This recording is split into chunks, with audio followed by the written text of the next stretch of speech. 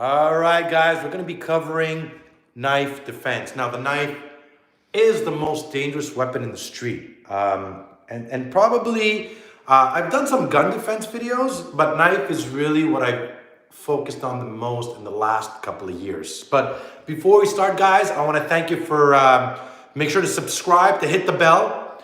If you guys want to learn more self-defense, go visit my website, nickdrossos.com. I have the brand new Hero Training Camp, the Hero Program with Costa, women's self-defense, as well as some one-on-one coaching.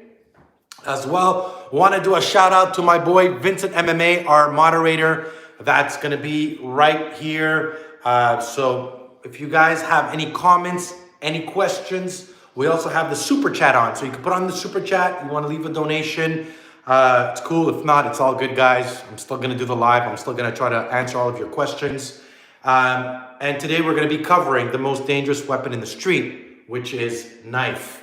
So this year I had the great chance to not chance, but I was called by the Boston Police, the Defensive Tactics, to do an edged weapon instructor course. So I went to the US and I trained the Boston Police with just close quarter weapons, mostly just sharp edged knives. So we saw in close quarter what's more dangerous, the knife or the gun.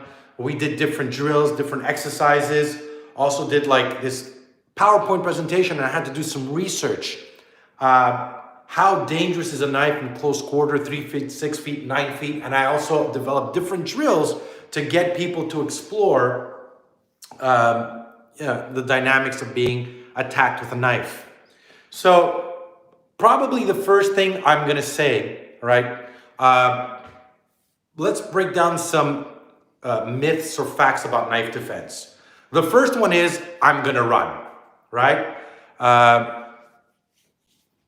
Hey, glad to see you doing. The first thing we're gonna run. Now, I pressure tested this, and I have a video with Helen Stranzel, where Helen is come about here. I'm about here, and I'm running to the door. By the time I got to the door, she stabbed me, right? In order for you to run against a knife, you need at least a minimum of 15 feet of clear open space, meaning you don't have to open the door, move anything. You also need to be, hopefully I could run faster than Costa, which I'm pretty sure I can because I'm a fast runner. But as well, maybe I have a broken leg, maybe I'm wearing, maybe I'm outside in the snow. You also have to have, if you're a woman, maybe you're in your heels and a skirt. So running is not always an option. It's not as easy as just telling people, well, you're an idiot, just run. I'm sure everybody who got attacked with a knife at some point tried to run, right? So as much as I always tell people run, you need to have an open space, clear space for you to run. The second thing is, well, I'm gonna pull out my gun, I'm gonna shoot him. Now I have this drill, eventually I'm gonna put it up, where I'm training the Boston Police, and I did a drill from 3 feet, 6 feet, 9 feet, 15 feet, all the way to 20 feet. And the drill was, the officer is pinned on the wall, and I mean, he's just here like this, and basically come over here, Costa's about here, and his objective is from here to run. Now, if you think I'm gonna get to my gun, go stab me slowly. If you think I'm gonna get to my gun before he starts stabbing and slashing, you have a very big surprise. The chance of you being able to get to your gun, pull out your gun, shoot your gun prior to him breaking that range and be able to defend it, it's actually counterproductive. You're better off going open hand and jamming the knife. Now, we broke it down to different feet. To about 15 feet, it became like a 50-50. To 20 feet, the officer had the advantage with the gun. Again, depending on how fast. And what it comes down to is awareness, which I'm going to talk a little bit about after. The third option is, the third myth is, I'm going to pull out my weapon and go hand to hand. The chances of you getting into a knife fight where both of you have a knife, like a sparring match, again, bunch of crap, right? It's not going to happen.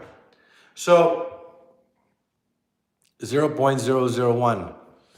That's right. So now let's talk about the most important part of knife defense. and what most people are not teaching. So everybody's teaching, well, what do you do when the knife is here? So you go 1, 2, and 3. My question is, when I teach knife defense, at what point did how did the person manage to get 6 to 9 feet in your range? At what point did he reach the knife, or was the knife out prior to the attack? The key to knife defense is your ability to detect, to be aware, to be able to intercept, to be proactive prior to the knife comes out. Once the knife comes out, there's such speed and momentum to it, it's very hard to defend. So the idea is, if I'm talking to him and Costa's here and the knife is concealed and he's moving around like this and he's talking to me, what I'm doing as I'm talking to him, I'm making sure if I can't see his hands and I can't see his fingers, I could only assume he has a knife. Then I have to make a decision. I'm either going to go preemptive and strike him, or I'm going to come in and strike and jam that knife because I'm in close quarter range. Obviously, right? What is the first option I want to do? Like I said, you want to run. 2, pick up an improvised weapon. Anything you could pick up around you, a chair, a bag, a bottle of water, anything that you can create, either distance to escape, to run, a distraction to flinch, to come in. Use an improvised weapon to create range and space. Derek Handy, thank you very much for the $10 donation, man. Thank you, appreciate it, guys. Pick up a belt, a chair, anything you can. And you see this in the attacks that have happened across the world. Some of the people survived by carrying an umbrella, by using an umbrella, by using a chair, finding anything that you could use to create distance and escape. Now, and through a lot of pressure testing, I also figured out this. And what you want to do in your knife defense, Nick, should I use knuckles or palms? I mean, at this point, against the knife doesn't really matter. You know what I mean? Whatever you strike, I prefer going open hand because the open hand allows me to parry and to trap, and at the same time, just use either I'm parrying or trapping or striking as quickly as possible than trying to go into a fist. Doesn't make a huge difference when you're fighting a knife, because when you're fighting a knife, it's about survival and it's about you striking as quickly as possible. Again, when you're attacked with a knife, doesn't matter if you're a man, a woman, if you're a 13, 14-year-old kid who's, out to like do damage, a knife could be lethal. No matter how much training I've done, and no matter how many scenarios I've done, and I've done it with Helen, I have previous videos of me training with Helen. When she attacks me like a crazy psychotic woman, even I end up getting stabbed and hit every time before I get to trap it. Nick, would you agree that grappling skills are the most important against a knife? Master Haney, what's going on? Our grappling skills are very important with a knife, because now the difference is, and I've done this drill, I'm not going to grapple my way out of a knife fight. It's going to take too much energy, right? And I've done it where I did a drill where I could only grapple against the knife and see how many times I would get stabbed and slashed before I could actually trap it and submit him, versus me being able to use the grappling skills, but be able to obviously strike as quickly as possible. So yeah, I need the grappling skills to be able to be here, to move, to here, to be able to shift, and to trap the knife. So your grappling skills are gonna come into play. The only difference is I'm not gonna get into a grappling match with him. So the difference is, so if I'm here and I trapped here and Costa starts pulling away, he starts pulling away, this is when I'm going to use my grappling, but also my striking to make sure I'm trapping the knife any way that I could, and I'm isolating it at the same time I'm striking. Nothing wrong with preemptive striking. You can run again and control the knife, maybe depending upon your skills. Absolutely. Like again, guys, against the knife, you gotta hit him, you gotta go preemptive. So if I'm talking to Costa and he's walking around and he's doing this, and I can't see his hands, or if I see the knife, boom, I'm gonna do my first shot either here, or if I do here, I'm also getting away from the knife. Obviously, engaging with the knife in close quarter is my last option. However, most fights happen in close quarter range. So this is what I've worked on a lot that instructors don't do. You look at some of the systems and they teach, come at me slowly like this. They're like 1, 2, 3, 4. I don't know what he's gonna do. When he does 1, boom, what would be your next move? Pull, he would pull. So I wanna stay here. Boom, I gotta strike. Boom, knee. I gotta pin that knife. So I don't know what he's gonna do next. How do you deal when you're pinned against the wall by an attacker while he's stabbing with the other arm? Who are here are the questions to ask? I'll post your questions in the super chat for you. Templar! Tim, what's going on, my man? This is legit, big boys. Like Funker Tactical is teaching the 2-on-1. So, tag my name in the comment and I will post your question. Templar, tag his name. It's my boy Tim, guys, from Templar U. Make sure to check him out. He's got a great YouTube channel. He's putting some really cool self-defense videos together. But Tim, we talked about that. What can a woman do to protect herself in this situation? All right, so I'm gonna answer one question. Vincent, how do you deal when you're pinned against the wall and the attacker is stabbing with the other arm? All right, so the most important part of knife defense, and I had to do this breakdown and I had to do a PowerPoint and I had to do a lot of research and I looked at about 200 videos on YouTube. I did this when I did my instructor course for the Boston Police. I think it's 60 or 70% of the knife attacks are led with the empty hand. And this is where people get fooled. So I do a drill where I'll do like this and I'll ask people, okay, if I'm here, what's the most dangerous, what's the biggest threat? People always say, oh, the knife, I can't see it. But this hand is what an attacker is going to use as leverage. So Costa, go on the wall.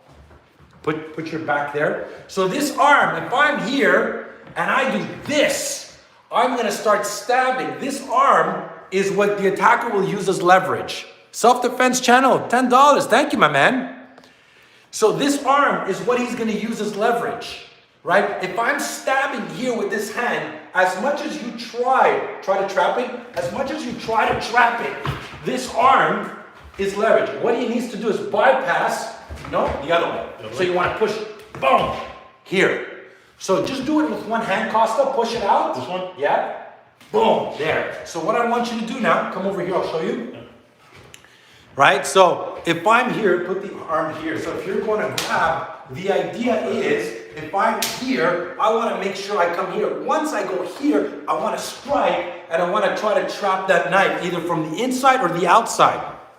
So one of the most important things is when you're faced with the attacker, you got to look at the hand that's holding the weapon, but as well the hand that's leading, because that hand is what's going to explode to either trap in the back of the neck, trap the shirt, and use the other weapon for leverage. Now the key to this is this. If I'm here, okay, so Costa, come over here. So I want you to just go grab me with that hand. This is a great drill that I do. Go right in the middle. Oh, this is a good drill that I use to make sure. Now go stab. Boom. So the number one is try to not let the person anchor or grab any part of your clothing or your body, and make sure to parry the other arm.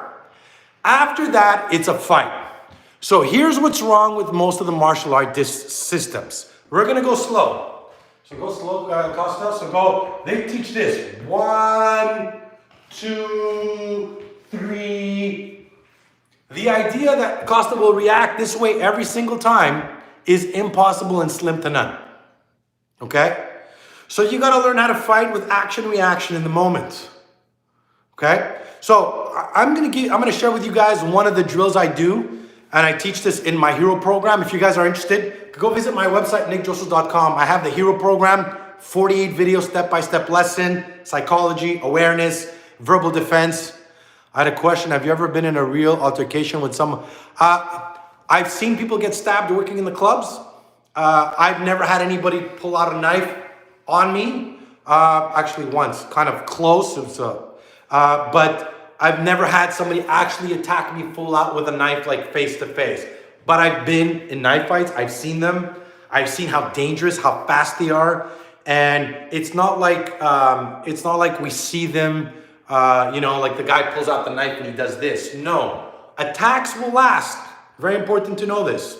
Anywhere between 6 and 14 seconds.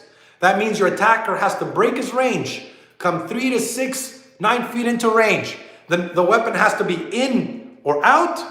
The attack will be explosive, fast. Why? Because he wants to stab you and he wants to get out. So it's not going to be a sparring or a fighting match. All right? So one of my favorite drills when it comes to knife, no 1, 2, 3, Nick Drossos' knife defense is better. In England, knife comments, self-defense channel, thank you, my man. What can a woman do to protect herself in this situation? Now, this is for the women. Awareness is the #1 most important part of any self-defense you teach. Awareness that when I'm faced with my attacker, what am I first looking at? I'm looking at his hands. Is he holding a weapon? Is angling off? Is he shifting his weight? Is he looking around? All this stuff is, you have to pick it up very quickly, okay? Because that's gonna be the game changer between you getting stabbed once or 3 or 5 times versus 7 or 8 times. And at least being able to jab, protect it, or be able to react quicker because I'm already aware of his positioning, his body language. I'm already prepared to move in, move out, or pick up a weapon. So here's Templar U. Nick, can you show us an explosive demonstration while utilizing 1, 2, 3 to show how it doesn't work? Nick, can you show us an explosive demonstration while utilizing 1, 2, 3? Okay, I think Tim, I'm getting what you mean. So if I go grab the, I'm gonna go get the other rubber knife because this one is I'm gonna ask Costa to really come at me.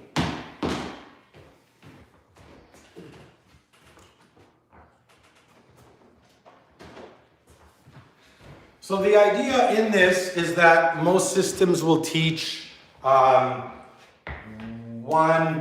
2, 3, 4, right? Now, Costa, as soon as I jam it or whatever, right? I just want you to move out, do whatever you want, okay? Ready? Go. Oh! Okay, guys, doesn't work, right? But I loved it. I even busted my finger, and I literally got stabbed right here, and I felt it. It was right in. Why? Because the idea that you're gonna be able to catch that arm will never work. So this is what I teach. So what you need to do is you need to jam. First, you need to jam it. Move back a little bit, Costa, just to show. You need to jam it and then trap it. If I don't jam it or intercept it prior to trapping it, it's impossible. The idea that you're going to be able to grab the knife, catch the knife, it's impossible. At the same time, the key to knife defense is going offensive. I can only defend so much for so long. So you got to go strike and you got to go offensive as quickly as possible. Okay? But I'm going to show you guys one of my favorite drills that you could do. And that's an awareness drill. Okay? Again, I have it in my program, nickdrossos.com, where we actually have many videos of awareness. The problem with a lot of self-defense and martial arts, nobody teaches the awareness part. Everybody wants to teach you how to throw a good punch, but how do you develop your radar and your instincts? All this is, like if I'm here and I'm talking to Costa and I see this, bam, I'm gonna strike him right away. I'm gonna go preemptive. I'm not gonna wait for him to pull out the knife. If his knife, put in your pocket, yeah, just put it like this in here. Yeah, so if he's here and I'm talking to him, go pull it out. Oh, I'm right away. I'm not gonna wait. I'm not gonna wait until he pulls it out and then defend it. I want to intercept it before it comes out. And all that comes down to awareness. Your attacker will make his awareness through body language, movement, space, distance, him breaking the range. Okay, so let's do a really cool drill, and you guys could do this at home in your training. So Costa's done it before. We'll come a little bit closer so you can see it. So basically, I'm going to get into like a passive stance, and I'm going to close my eyes. Costa's going to get into any type of aggressive or any type of stance. I'm gonna open my eyes, and within a few seconds, I have to break down everything that how he's standing, his weight distribution, and most importantly, instinctive, what I want you to do is develop the ability to see his hands. Where are his hands? It's the first thing you should be looking at when you're talking to somebody. Can I see his hands? Can I see his fingers? So I'm gonna close my eyes. Okay? Ready? Tell me when. Go. Okay, so he's got his left hand behind his back. He's got his hand. This one is free. I know he doesn't have a weapon. He could be holding a weapon on this hand over here. He's at a distribution 50-50. Feet are parallel. He's about maybe 3-4 feet away from me. He's got his cap backwards, black shirt, black pants. What's the biggest threat from here? So, second part of the drill. Come a little bit closer, Costa. So, then you gotta locate what's the biggest threat. So if I'm here, right, what would be the biggest threat? The biggest threat would be this arm coming around and stabbing, would be boom, right there. So the part of the drill is for you to assess the body language, and then the second part of the drill, I kind of gave you both at the same time, is assessing what is the biggest threat. Is it the leading hand? Is it the arm? Is it a head? Is it the leading hand? Is it the knife? Where you actually develop that awareness. And what does that mean? How does that work in real life? Meaning that if I'm here and he's talking to me and he's doing this and he's talking to me, already my hand's gonna come a little bit lower so I can be able to jam this. Right? So that all comes down to the awareness. If he starts moving around me and I'm talking to him, I'm scanning my environment. One, to see if I have any improvised weapons or anything I could use. And two, again, I'm ready to counter, come in and strike. Against the knife, you gotta hit hard, you gotta hit fast, and get out. You don't wanna take a knife fight into a grappling match or take him into a thing. I wanna see how it looks. A full drill I mean, we could do a few, it's because we'd have to wear helmets. So I'll give you guys one of the drills that we do, a very light drill, which is just this, right? So I just do this. Okay, I'll give you guys one of my favorite drills. It's one of them. I kind of call it the stick and stab drill, okay? Where I'm here and all I'm doing is, put your hands up, Costa, like you're talking to me. And all I do is, boom. Boom.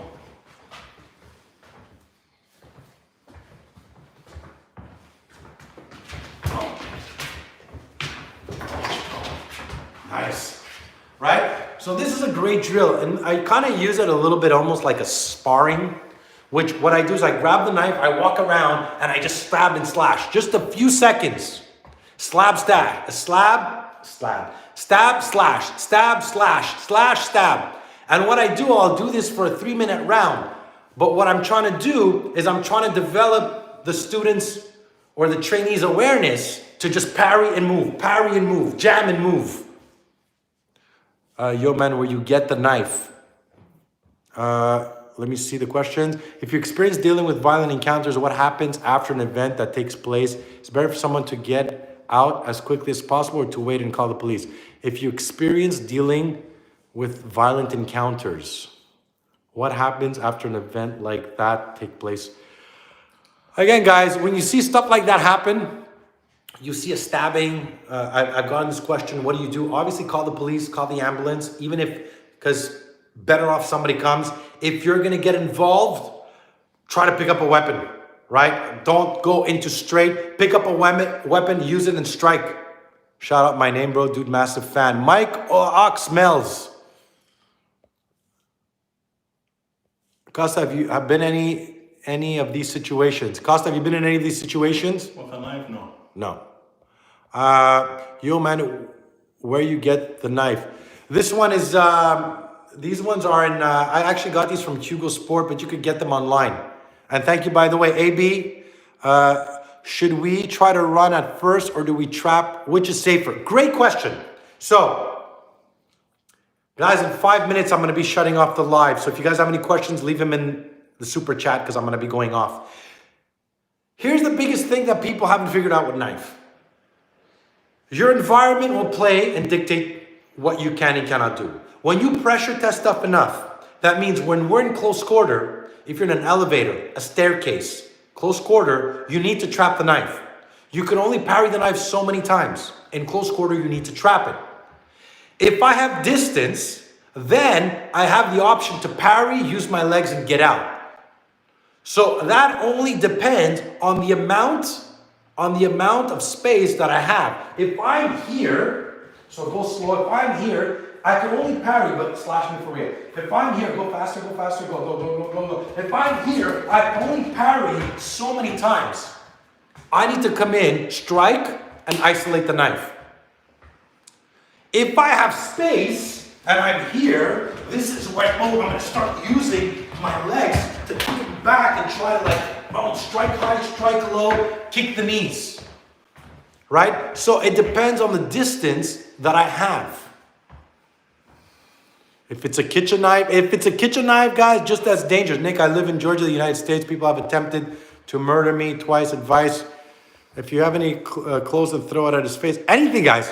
Throw clothes, bottled water, anything you have, your cap. Now, it's not going to finish the fight, but you're trying to create some type of flinch response.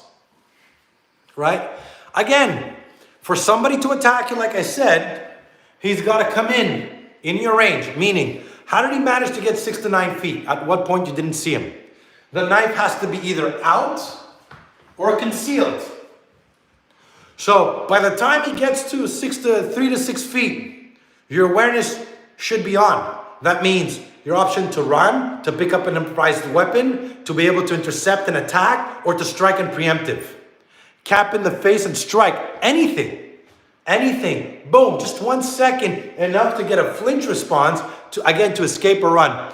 Is our belt safe to use? Belt is one of the best improvised weapons, guys. I made a lot of videos on that, how to grab it and how to use it. So definitely use a belt.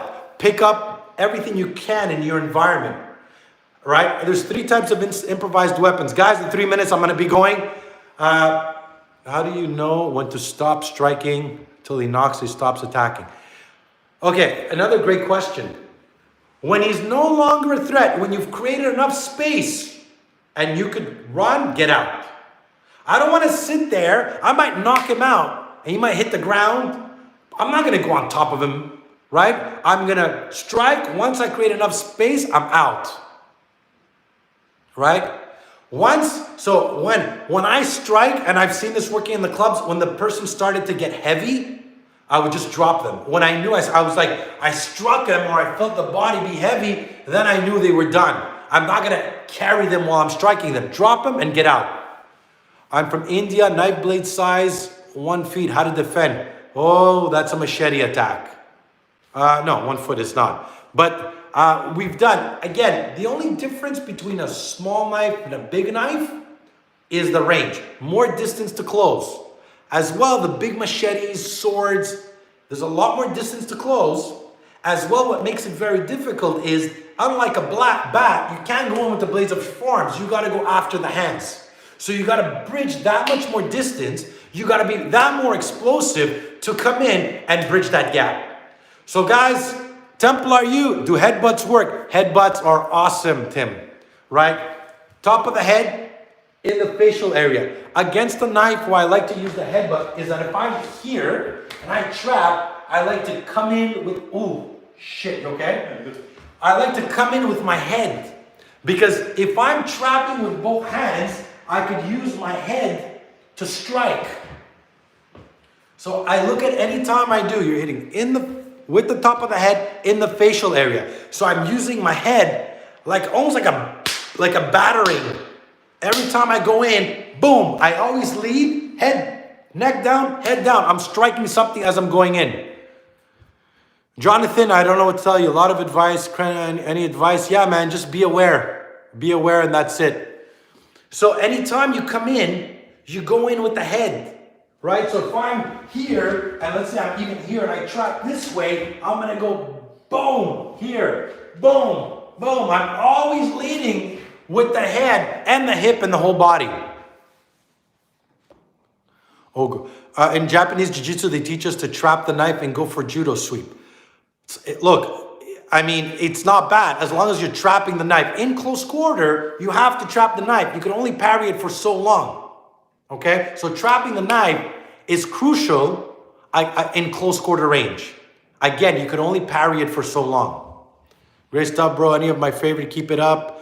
You can use your head like a baseball. I always going in. So guys, I want to thank you guys for watching. We have a great live today. We have 42 people right now. Everybody came to see Costa in the house. I guess I'll keep it for another 5 minutes, guys. If you guys have more question, I mean, we have so many people on right now, and I think it's a big and important topic. And the knife defense is one of the hardest weapons to defend. Nick, if I visit Montreal, will you feed me? Yes, I will, Jonathan. Thank you for going live. Trace, thank you very much.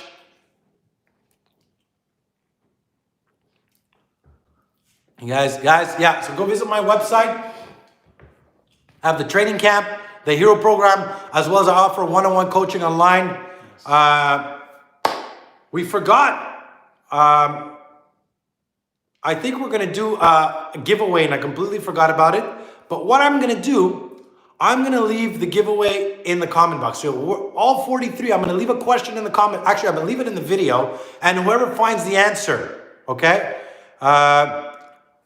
Thank you, Vincent. Guys, by the way, check out Vincent MMA.